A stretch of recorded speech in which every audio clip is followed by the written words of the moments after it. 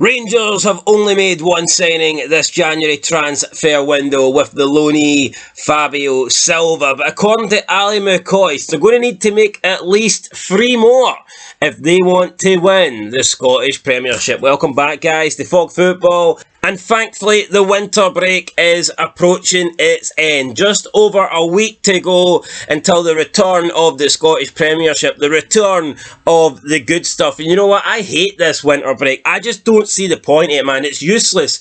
Take about 3 weeks off, disrupt all football, and for what? The lower leagues still play on, so why are the top leagues not playing on? You don't get this in English football. You don't get it in the Scottish lower league. So why are we getting it in the Scottish Premiership? You're coming off the Christmas-December period. Games are being played thick and fast. The league table is hotting up. We're into January. Players are being signed. You want to see how the new players are going to fit in at their clubs. But no, we have to wait almost a full month because of this damn stupid winter break. Well, I am glad that it is coming to an end. And I think Mccoist is glad too. He wants to see Rangers back in action. However, if his team are to go on after the winter break, return, go on a winning run, overtake Celtic and win the Scottish Premiership, then according to Mccoist, there is 3 things Rangers must do, and it involves the transfer market. He has named 3 Rangers transfer priorities that they need to make happen in order to win the title from Celtic. He says it's pivotal that his old club brings in more players to overhaul the hoops this season, and he's named the 3 positions. So first of all, he says Rangers need a striker, and I think that's the obvious area of the pitch. People look at Dessers, they don't think he's good enough. You've got Roof and Danilo, who both seem to be injury prone. We know that Roof definitely is. The guy can't play more than 2 games without breaking both legs. Danilo has only been at the club for about 6 months, and he's probably spent more time injured than he has fit, and that's pretty much it. So that's what Rangers are relying on goals for at the moment. Those 3 players, and 2 of them can't seem to make it onto a pitch. So at the moment it's the Dessers show, and I don't think the Dessers show is going to be good viewing for Rangers. I don't think that's enough for them to overtake Celtic and win a title. He also named the other 2 positions that Rangers need to strengthen in, and those were the midfield, centre midfield to be exact, and a winger. So Mccoist thinks Rangers need 3 players, a striker, a centre midfielder, and a winger. I can certainly see why he thinks all of those positions. Striker, 100%. Look, it's obvious that is the position that Rangers need to improve in. Anybody can see it. A blind man can see it. Stevie Wonder can see it. For me, it's the most important area of a football pitch. Now, I know all positions are important. Some are more important than others. But if you don't have a striker, if you don't have someone scoring goals, you cannot win games, and you cannot win league titles. And unfortunately for Rangers, they don't have much options up front at the moment. And Dessers isn't scoring goals. He isn't good enough to win them a league title. So I definitely agree on that. In terms of wingers, I think Rangers have struggled for wingers for a long time now. Ryan Kent's probably the best that they've had over the past, 6, 7,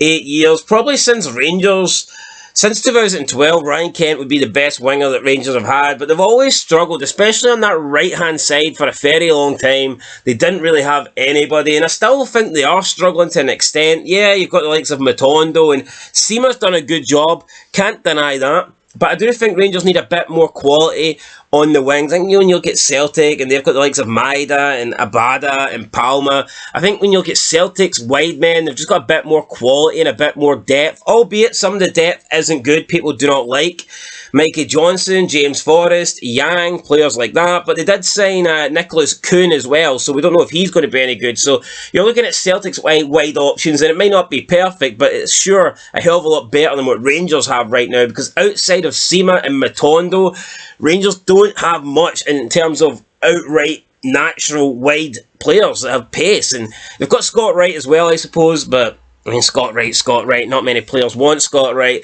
And then Mccoist said that they need to get a centre midfielder. Now, that could be the case. Ryan Jack is injured quite a lot. Raskin seems to be injury prone too.